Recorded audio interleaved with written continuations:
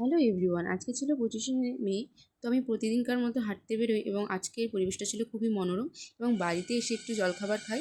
এই জলখাবারে ছিল চিড়ে মুড়ি, কলা আর একটু দই। তো পেটটা ঠান্ডা রাখার জন্য, কারণ বাইরে প্রচণ্ড গরম, খেয়ে দিয়ে আমি একটু ওই ছবি আঁকতে বসি আর কি।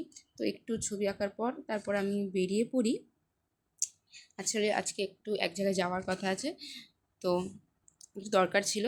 আর বাইরে এই রোদ দেখে আমি কেন ভাবছিলাম মনে মনে, আমি যে কেন যে বেরোলাম, আমার দরকারটা যে কেন পড়লো। আসলে আমি এসেছিলাম কৃষ্ণনগর, আর কৃষ্ণনগর এত উত্তপ্ত, চারিদিক মানে জাস্ট তাকানো যাচ্ছে না, না কোনো গাছপালা না কোনো হাওয়া বাতাস, আমার তো মাথায় ঘুরছিল।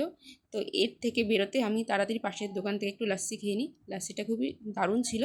তারপরে আমি যে কাজটা করতে এসেছিলাম ঠান্ডা মাথায়, সেই কাজটাকে কমপ্লিট করে নিই।